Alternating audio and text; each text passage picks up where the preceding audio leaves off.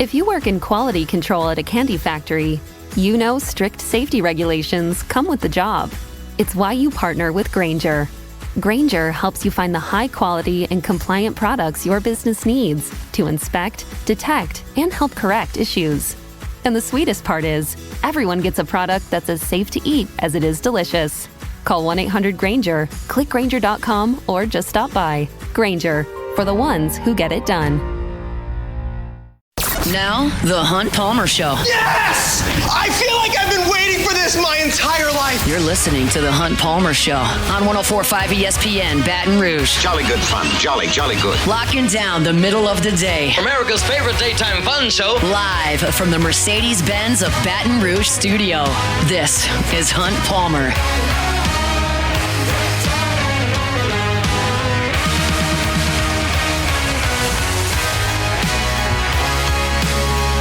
Number 2, Wednesday edition of the Hunt Palmer Show, officially working towards the weekend. Fired up, you're hanging out with us here on 104.5 ESPN Baton Rouge. Am I still hanging on to hope with Texas A&M? We'll talk about that in 30 minutes with our SEC baseball power rankings. We're going to start off this hour talking LSU women's basketball. Kim Mulkey's team gets a 3 seed in the NCAA tournament. They will host San Diego State on Saturday. If they can move past the Aztecs, they'll take on Florida State or George Mason on Monday. Matthew Brune covers the squad over there for the Bengal Tiger, part of the On3 team, joins us now on the Jim's Farms hotline. Matthew, how are you?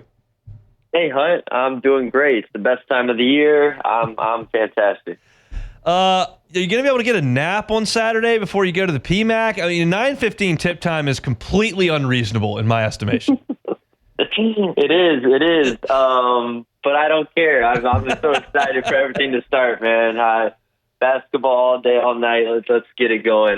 This team, I think, is going to blow out San Diego State. I think this is, besides Hawaii 2 years ago, this is the worst 14 seed that they've been up against. Remember, last year, the Rice team was actually pretty solid, hung in there a bit. And the very first year, they played Jackson State, who was a very, very good 14 seed that pushed them to the end. So I thought I like this matchup for LSU. I think they're in a good spot. How big a storyline is the injury deal? I don't think it's substantial. If anything, the rust would be a bigger concern here for Flage, having not played in almost a month now at this point. You know, you hope she comes back and that she's just as good as she was before. But ultimately, after the first game, it's, you know, every game from then on out is going to be a game against a top 25 team most likely. So if it's Florida State in the second round, she'll not only have to score a lot, but she's also probably going to be the primary defender on Tania Latson, who is the leading scorer in the country at 25 points per game. So then she'll really be tested physically and, you know, conditioning-wise. So that's probably the bigger thing. Anissa Morrow is going to be Anissa Morrow. She'll grab a bunch of rebounds. But Flage is the bigger point for me. So beyond the injuries, is your bigger concern point guard play? Is it front court play opposite Morrow? Like, where is something that LSU's got to make sure that they're on point? Point guard play is definitely the concern, and we've talked about before. Like, it's everybody knows at this point it's the point guard play, and it's figuring out the 5 position. But I do think in terms of the 5, they've shown that they are able to hold up against some of the bigger teams in the country. Like, they did a pretty good job against Texas. Like, they've held their own against South Carolina and some of these other teams. So that's a little bit less of a concern than point guard. Point guard would still be my number 1. But ultimately, we've seen them kind of move a little bit more to Michaela Williams just being a real ball-dominant guard lately. And if that's the case, that does take some pressure off of them and it lets them play different lineups with like a Miracle Shepherd and Kaylin Gilbert and so on. We'll have some time to talk on Monday. You mentioned you think they're going to blow San Diego State out. I don't really have any doubt about that either. I'm more curious about the draw with Florida State and then what could come beyond that. When you saw the bracket, you mentioned the nation's leading scorer with Florida State. What else concerns you in LSU's bracket?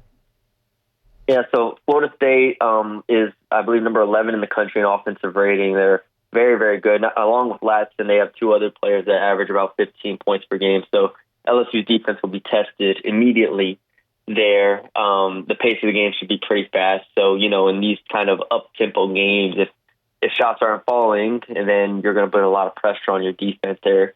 But then I think in terms of the 2 seed you're paired with, this is the best case scenario for sure. I'd be paired with NC State, a team that they beat by 17 earlier in the year. Obviously, that was November, but I think from a matchup standpoint, it's the best case scenario for LSU. And then from there, it's 1 seed UCLA, who they beat last year in the Sweet 16.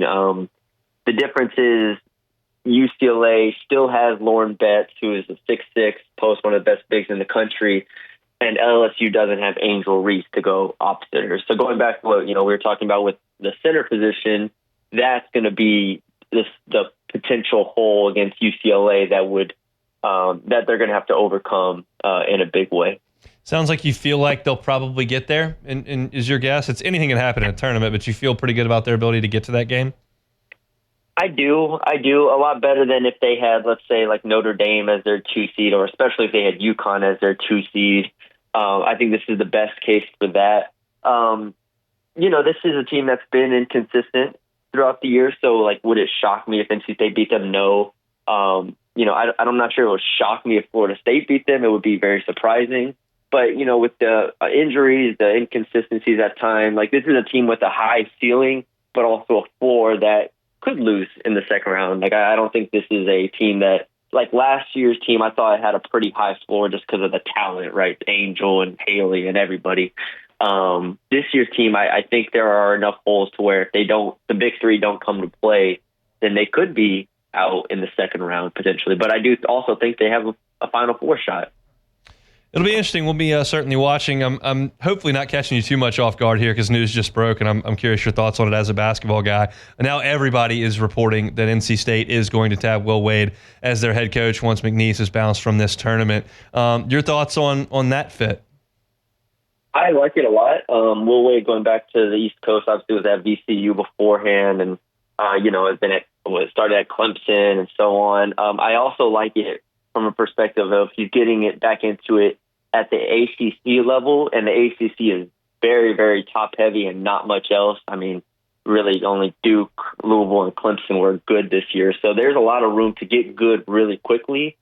Even if you just, field a capable team. For instance, SMU made the jump to ACC this year and was one of the better teams in the conference. So it's very doable for him. He's going to win wherever he went, but I think this is a really good, not trying to do too much. I don't know how much an SEC team would look at him or so on, but I think this is a very good and comfortable step up for him. Yeah, I'm curious your thoughts on, because I know Will Wade, and I know that he considers everything all the time. He told us one time that he charts what leg people land on at practice more often. There's nothing that he doesn't look at. And for him, I was curious if he would go to the ACC, which we know is falling apart by the day, that doesn't have the financial backing and the television contracts that the Big Ten and certainly the SEC have. And so from that perspective, it's not as attractive. But from the perspective you laid out, there aren't that many good teams. And if you come to the SEC, everybody's good. So I'm curious what you think about the decision for him to go coach in that league. Yeah, I think it's ultimately not his final destination there. It's to where he can turn it around in 2 years. I mean, he can do what he did at McNeese to obviously a different degree, where if he gets NC State as a top 3 team in the ACC, and as obviously the ceiling's high enough there where if you're a top 3 team in the ACC, you're, Clemson's a 5 seed in the tournament this year. You're immediately back in the national conversation and being talked about, where if, the Indiana job that just got filled, but if a job like that opens up, or another big time job comes open, you're boom, Will Wade. All right, well, he's not at McNeese, he's at NC State, and he has NC State playing back, as a top 3 team in the ACC. So I think it makes sense from a standpoint of, I don't think it's a long-term thing for him. I think he's going to use it for 2 to 3 years, kind of like McNeese, and then boom, once a big job comes open, it's no longer you're hiring Will Wade from McNeese, you're hiring Will Wade from NC State, who has turned around another program. Give me a thought or two on the field of, I guess it's not 68 anymore because we had a couple losses last night, but I mean, your thoughts on a Final Four and a national champ. Is the SEC gonna win this? I think I have Auburn. The West, the bottom left region, the West region has been so tough to to pick. I do have Texas Tech coming out of the bottom left, assuming they're healthy. Very, very good team there. I have Houston coming out the bottom right, and I have Duke coming out the top right. Now, it sounds chalk. That's 1-3-1-1. But I have New Mexico making a run to the Elite Eight as a 10 seed. And I have VCU in the Sweet 16. And I do have McNeese beating Clemson. I think this is a better matchup for Will Wade than Gonzaga last year. Gonzaga last year he talked about it actually on Fred Kapp's show. The worst case for them was playing a team that just doesn't turn it over, and it's very stationary. Y'all know how Will Wade likes to play. Yeah. So I think he'll be better suited to play Clemson this year. Enjoy the basketball, Matthew. We'll talk next week. Yes, thanks for having me. Hi. Matthew Brune, part of the Bengal Tiger team over there on 3. The guy just is a hoop head. He loves hoops. Got a couple different hoops podcasts that he's on, and certainly does a great job covering the men and the women for the Bengal Tiger over there, and we enjoy having him talk some hoops on Wednesdays. When we come back, I want to briefly talk about Will Wade going to NC State because that just broke. We'll do that, and we'll talk some baseball, LSU and UNO before we get to the SC Baseball Power Rankings. So let's do all that coming up next. The Hunt Palmer Show. You're listening to The Hunt Palmer Show on 104.5 ESPN, Baton Rouge.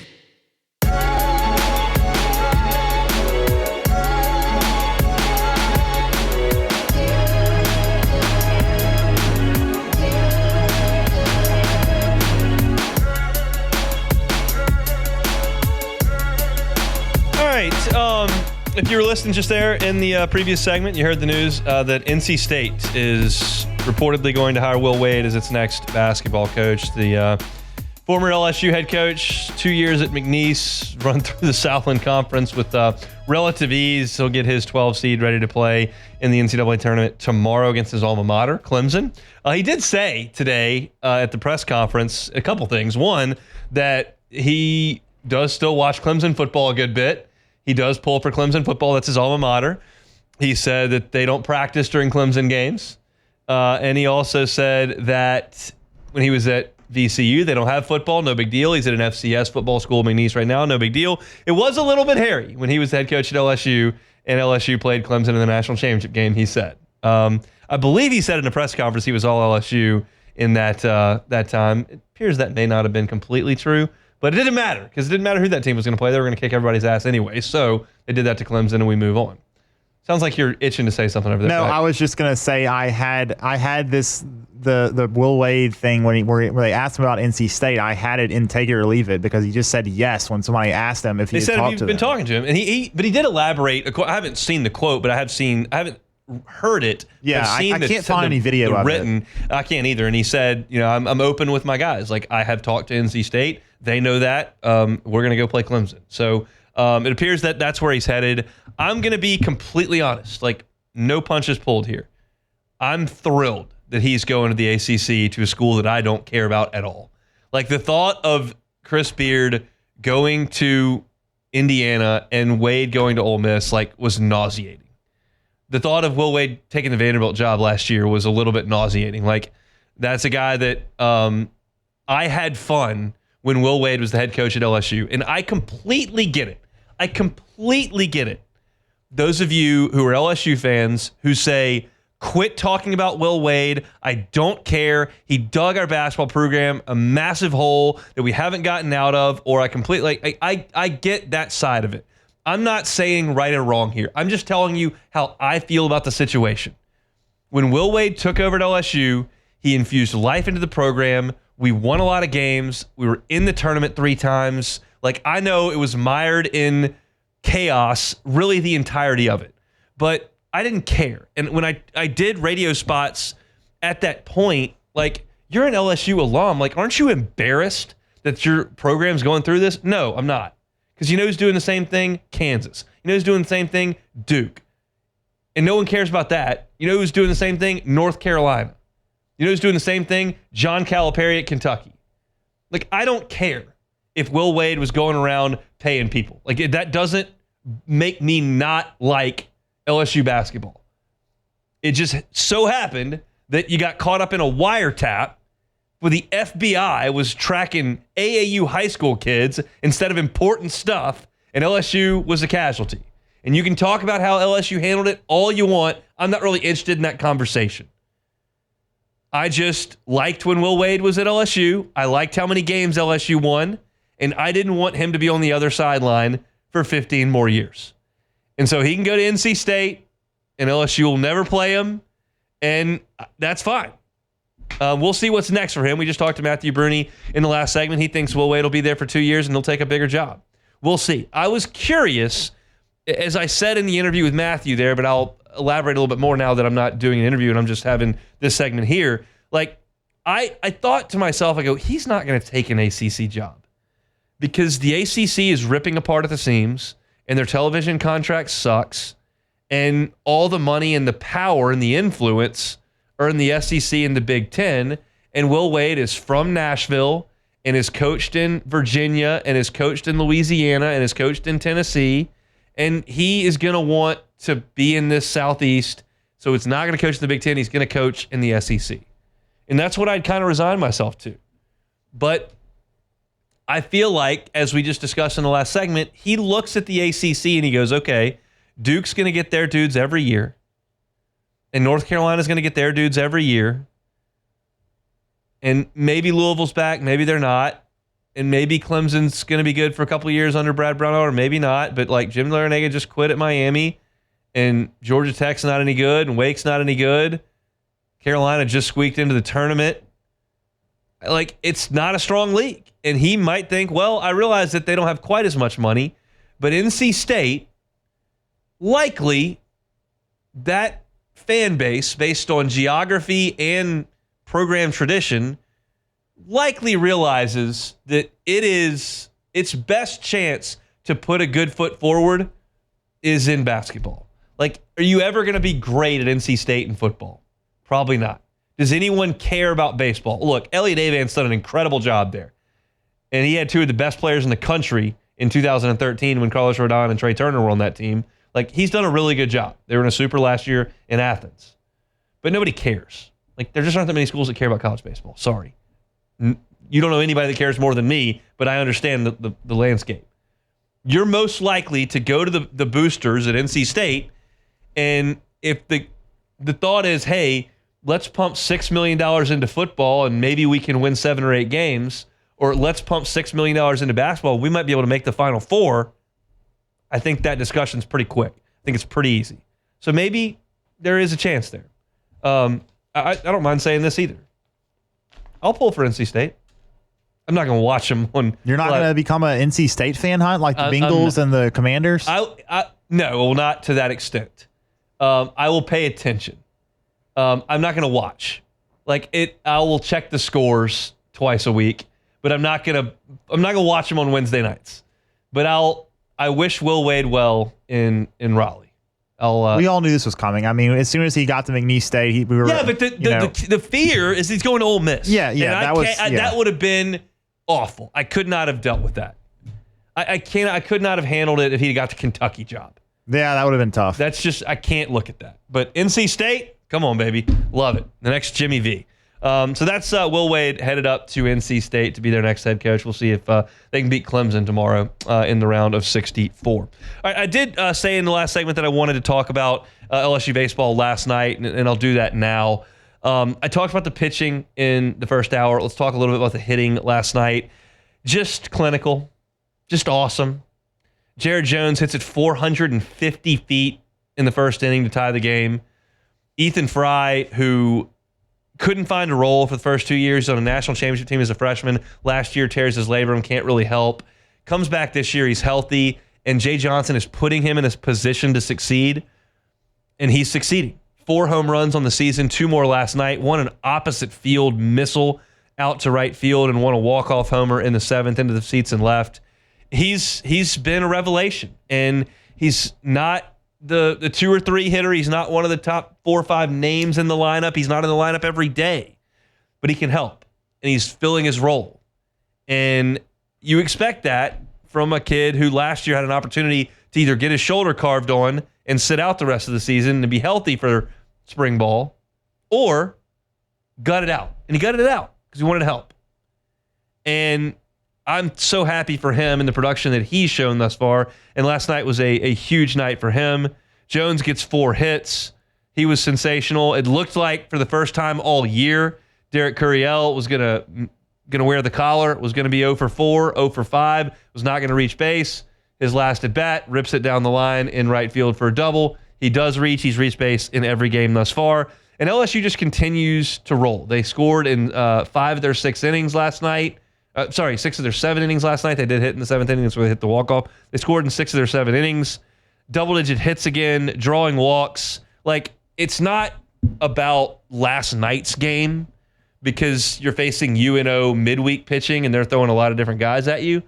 But it's just about the continuation of an offense that at this point, every single time they go out there, they're getting 10, 12, 15 hits. They're scoring 8, 10, 12 runs. They're getting guys on base in almost every inning. They're driving in runs with 2 outs. They're executing squeeze bunts. They're hitting the ball over the fence. They're just showing the entire package. And if they had just scored 3 runs over 3 games against Florida over the weekend and gotten swept and they'd done exactly what they did last night to UNO, I wouldn't talk about it. But because I have a 3-week sample size post-Omaha to analyze and group last night's game into it and then go, well, they do the same thing every night. And some guys move up and down in the lineup. Some guys come in and out of the lineup. It was great to see Kate Arambuti hit a home run last night. That's good for his confidence.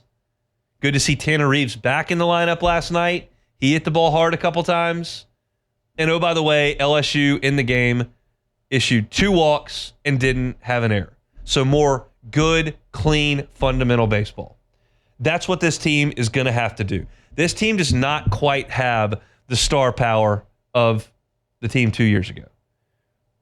That team had college baseball veterans, couple first-round picks, guys who would hit 16, 18, 22 homers. I mean, I always talk about Beloso and Dugas, but Joe Bear is in that mix as well. Trey Morgan is rocketing up the minor leagues. Like there was a lot of star power on that team. And this team right now doesn't have that. Jones is a superstar. Curiel is working towards that direction really quickly. Hopefully Dickinson can be that. Milam's close. So you're working in the right direction, but right now they don't have that. They've got to be cohesive and they've got to execute 1 to 9 because they're not going to hit as many home runs as the team did 2 years ago. And right now they're doing that every single night. And this is a really good, and I'll talk more about this on Wednesday and certainly on Thursday and certainly on Friday. But this is another really nice incremental step up. You don't really want to go from North Alabama to Tennessee pitching staff. You don't really want to go from North Alabama to Arkansas's pitching staff. It's nice to go from North Alabama to Missouri staff. And frankly, it's going to be good to go from Missouri staff, which is a step up from North Alabama, obviously, to one more little step up with Texas. Texas's pitching staff is not where it's going to be under Jim Schlossnagle. They're going to get a lot better as he starts to recruit. He's got a good pitching coach there in Max Weiner, and they're gonna recruit good pitchers. Right now, they're a little limited. And if you were listening to Koki in the first hour and even following along on Twitter, like they had a reliever go down potentially last night in warmups and then had their closer throw over 50 pitches. So they're a little bit compromised from an arms perspective, and like they don't have a ton of juice in the starting rotation. They don't have LeBaron Johnson anymore. Their best pitcher is probably a transfer from Indiana State, who Luis Hernandez played with last year. This is a nice little step up here. And you'll get to bigger, badder pitching staffs. Like Mississippi State's got more talent on the mound than Texas.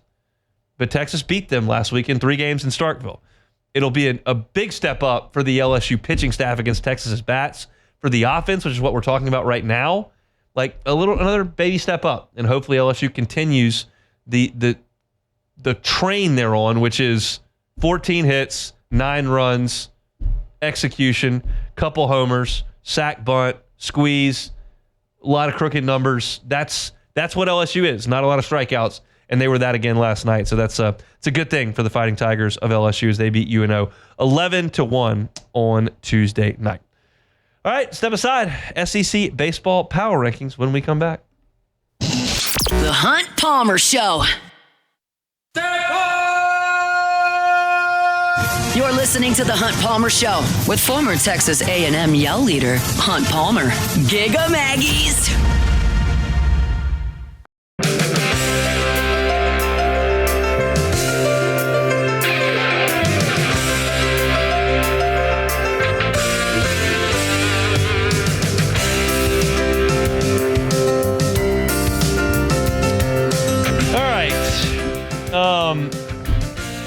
I actually put the most work into my SEC Power Rankings this week that I have all season long. Now, we're only 5 weeks in, but I watched more SEC baseball last weekend than probably any other because we were so immobilized by the 1-week-old child and the horrible weather on Saturday. So there was just a lot of, I was double screening at times trying to pay attention. And I feel like watching these teams step up in class truly for the first time was revealing in a lot of senses.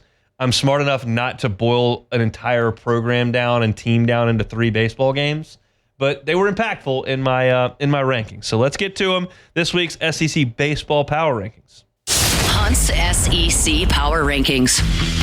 The Tennessee Volunteers. Well, Easy said if Hunt doesn't have LSU number 1, we riot. I do not have LSU number 1. Tennessee was frighteningly good over the weekend against Florida. We know Liam Doyle's good at the top of the rotation. Marcus Phillips against a powerful Florida lineup at Lindsey Nelson, which is a pretty good place to hit. 7 innings, 5 hits, no runs, 7 strikeouts, 1 walk. That's good stuff from a youngster there in the Tennessee staff. It's not Chase Dolander and Chase Burns just yet, but Liam Doyle and Marcus Phillips looking pretty good at the top of that Tennessee rotation. The Vols finally lost last night to East Tennessee State, but they're still number 1 in my power rankings. The LSU Tigers. I got LSU up to number 2. I had Florida in that spot, and I still think Florida's good, but LSU right now probably deserves that slot. The offense is awesome. I need more from the rotation. I need more from the rotation, but we'll take the number 2 spot right now. The Arkansas Razorbacks. Really impressed with the Hogs in Oxford. They scored 30 runs on 9 home runs in 3 games. They're finding something offensively. The Eloy brothers are great, but Brett Iredale has been awesome as well. They're powerful in swinging the bat. They're hitting the ball over the fence, and that pitching staff should be good. Now, it's not what I thought it would be because Ole Miss crushed Root on Friday, and Gackle hasn't been the best, but there's still talent there for the Arkansas staff. I thought it was a great series win on the road in Oxford, so give me Arkansas at number 3. The Florida Gators. Only dropped Florida down 2 spots here to number 4, even though they're 0-3 in the league and got swept. There are more teams that are going to get swept at Lindsey Nelson this year. Liam Peterson was pretty good in his start on Friday.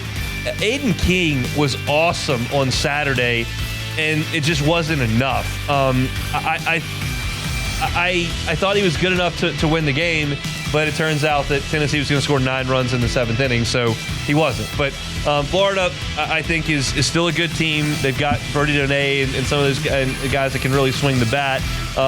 They just ran into a buzzsaw last weekend, so I've got them at 4. The Alabama Crimson Tide. Alabama's up a few spots this week. We knew they were going to be pretty good offensively. I thought they pitched it really well over the weekend in College Station. Texas A&M had 3 extra base hits on the weekend. Some of that's A&M being bad right now. Some of it's Alabama. But Riley Quick throwing 98 miles an hour. That's pretty salty. Hitting 7 home runs on the road on a weekend. Pretty salty. Alabama up to number 5. Impressive stuff from Rob Vaughn's team. The Georgia Bulldogs. Georgia's 21-2. They're really slugging and they're not pitching, which is what they did last year. Their 3-game series against Kentucky finished 36-26.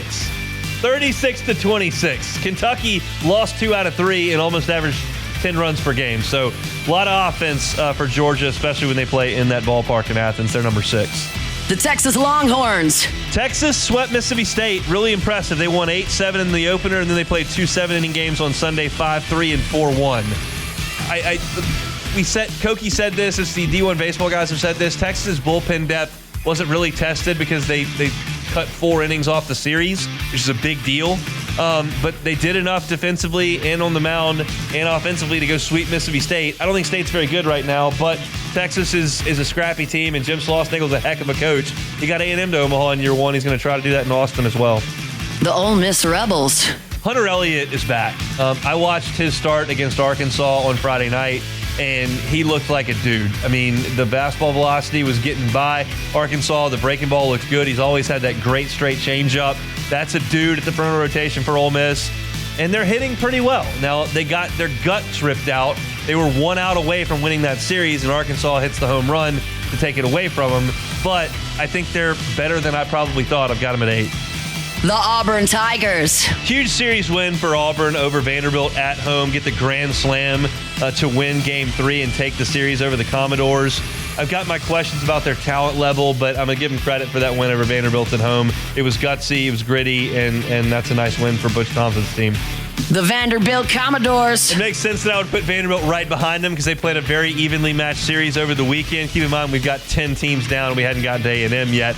J.D. Thompson is Vandy's Friday guy. At Auburn, 5 innings, 5 hits, 5 earned runs, just 3 strikeouts and 2 walks. Then you go to Ethan McIlvain on Saturday, 1 inning and a third, 2 hits, 3 earned runs, 3 walks.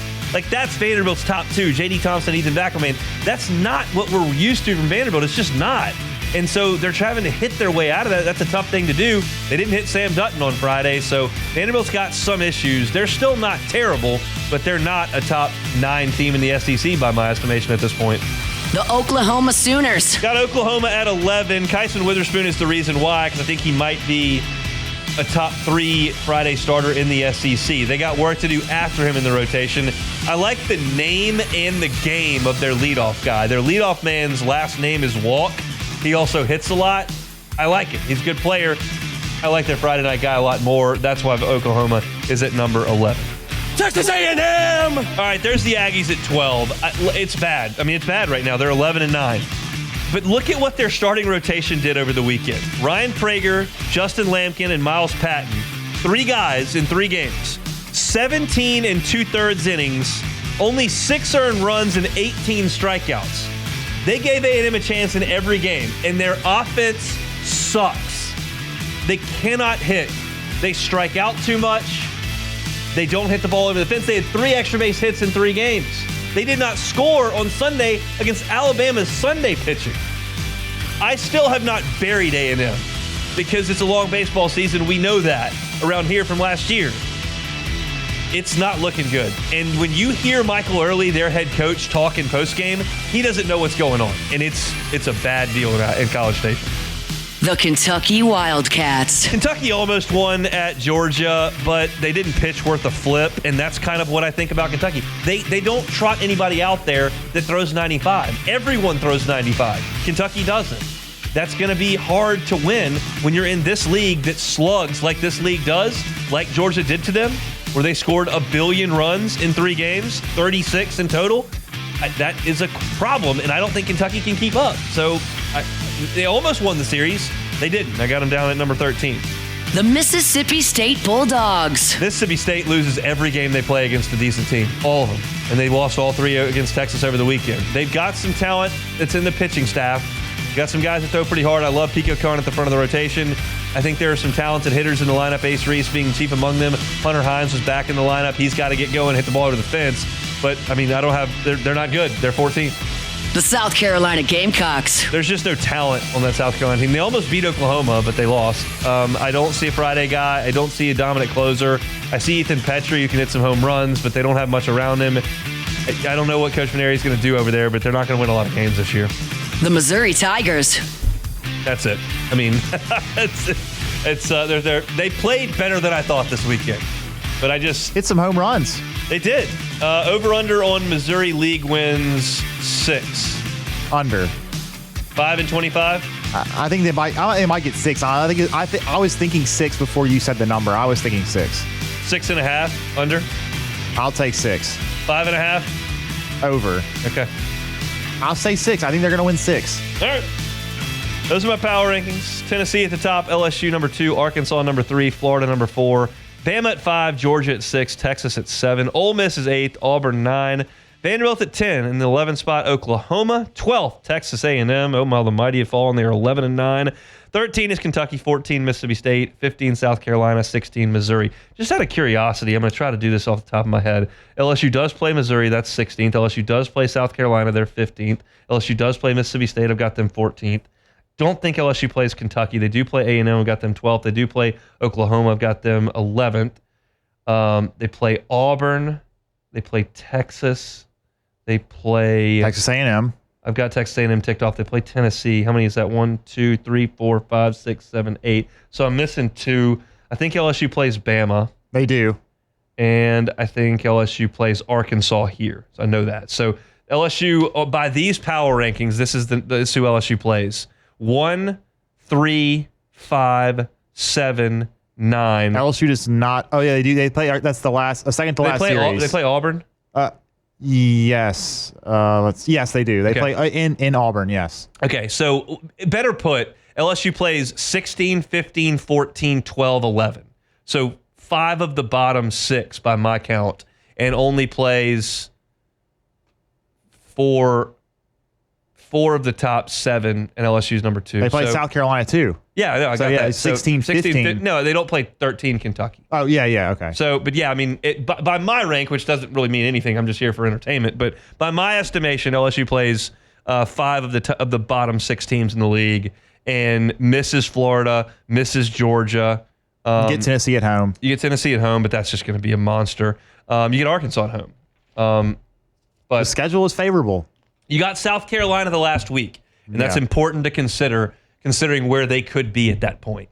You certainly had some tougher end of seasons. And remember, LSU had Ole Miss the end of the season last year, swept them, and that got LSU firmly into the tournament when that happened. So that's going to be one that I file away for later on. But as you work the math, you're trying to get where you need to get, and I've moved that number down to 18. I think LSU needs to get 18 league wins. You'll be a top 8 seed. I don't know if that gets you the 3rd seed or the 8th seed. I don't care.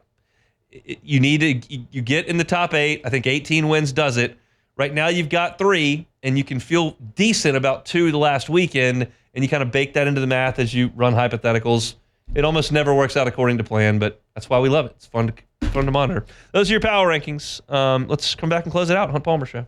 The Hunt Palmer Show. Genesis of Baton Rouge. GenesisofBatonRouge.com is that website. Every single model in the line, from the entry level all the way to the highest end, comes with the same safety features. That's something that's very important to the folks at Genesis. They're simply not going to cut corners on safety. So if you're looking for one of the safest cars on the road, Genesis, no matter which model you like, checks your boxes. The entire line. IHA top safety picks. Some of them top safety picks plus.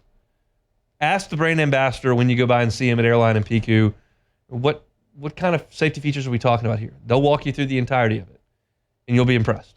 Genesis of Baton Rouge, luxury line of vehicles right here in the capital city. Go see him Airline at PQ, or check out the entire inventory online at GenesisofBatonRouge.com. GenesisofBatonRouge.com. You're listening to The Hunt Palmer Show, hosted by the Goo Goo Dolls' #1 fan, Hunt Palmer.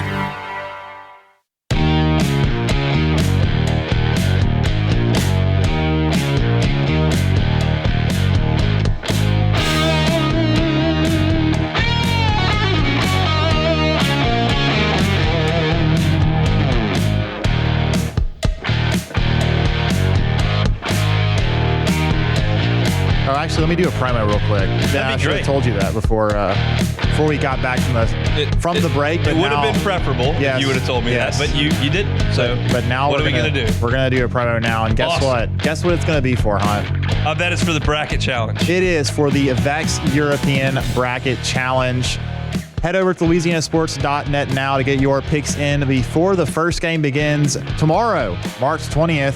The most accurate picks take home the grand prize of $1,000, which cannot be won by neither I or Hunt Palmer, nor would we win because we are just dumb idiots. But speak for yourself. The Vex European Bracket Challenge, powered by 104.5 ESPN Baton Rouge.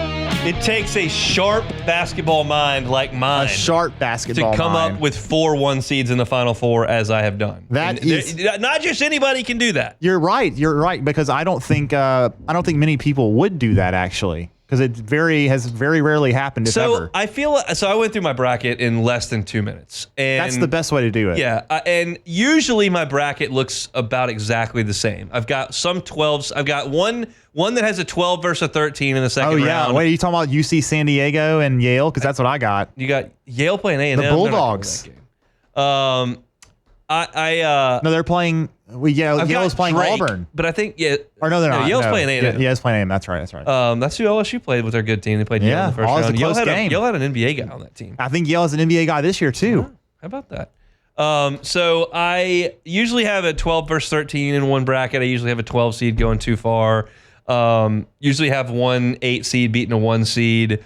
This year, I just kind of played the chalk. I think I've got Drake going to like the Elite Eight or something. It's always the double digit. They're 30-3. Like that's a decent team. They beat Vanderbilt. I actually, it's not like I just saw the name Drake and like put them. I actually looked at their record and then I saw who they beat. And I was like, they got some wins. So we'll see how it goes. But I don't expect a lot for my bracket. I will say this, and this is very important. Very important national basketball history. In fact, I think if you go to Springfield and go to the National Basketball Hall of Fame, yes, right next to the rules that Naismith had for the original games, you'll see my 2007 bracket for my freshman year of college. I went 16-0 on day one. Wow. Which included VCU over Duke. Incredible stuff. No big deal. No big deal. VCU, was that the Shaka team? It was Shaka. Of course. And I went 16-0, went to the bar that night, went to Bogey's Bar and Grill. Oh, wow. We really cut up that night. I think sure. the next day I went like 7-9. You probably had a great morning the next day as well, I'm guessing. Yeah. I mean, in college, who cares? You just get up and go. Of course. I mean, first of all, the morning starts at like 10:50 Yeah, a.m. we're not talking about morning Get up here. early enough to go eat lunch. That's morning. It's not like I had to set the old alarm for 6:15 to get out and get the kid up and change a diaper. It was more like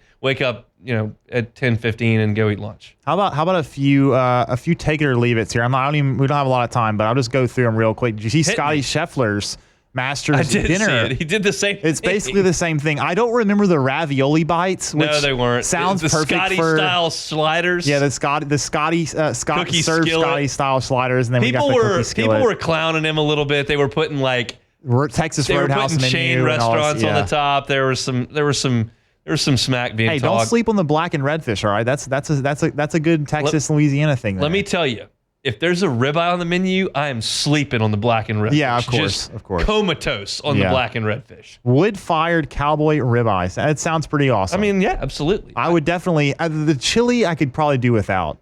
I'm not really a big chili guy. I mean, I like it, but I don't care for about a Masters chili. dinner. I'm not eating chili at a Masters dinner. And what I didn't realize, I thought up until a couple of years ago that whatever the champion served, like that's what you ate. Yeah. That is the akin to if you go to a restaurant, that's the special. Right. And as it's been determined by most of the past champions, like most of the folks just eat what they serve because, but I'm sure there are a couple guys who are like, screw it. I know you got good food back there. Just bring me something. Yeah. And how about this? Will Wade gets the Wolfpack to an Elite Eight within the next 3 years. Take it or leave it. I'll leave it. Elite Eight's tough. Elite Eight's tough to get to. And he's playing in a pretty good league. It's mediocre. Well, but it was this depends. year, but usually it's really good. I'll tell you, if they can find $8 million under the couch cushions every year, he'll get there. He'll do it with $8 million. Can NC State do that? Probably not. I mean, Auburn and Bama are doing it. That's true. But they're also. I mean, Ross writes that there's a guy out in San Francisco funding our football team I never heard of. You never know who the rich guy is. They're playing third fiddle in the state. They are, but that's motivation for some people. Yeah. I'll show you. Like, I'm an NC State guy, and we'll pump the money, and we'll see.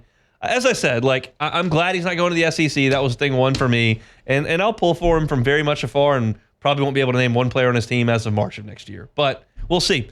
The madness starts tomorrow, and we'll certainly keep you locked in on that. We got a ton to do tomorrow on the show. We'll talk to Joe Healy, getting you set for the weekend. We'll talk to Chris Blair, talk to Luke Johnson on the Saints, and we'll also try to go to Austin, Texas, and get a preview of the Longhorns on Friday's show.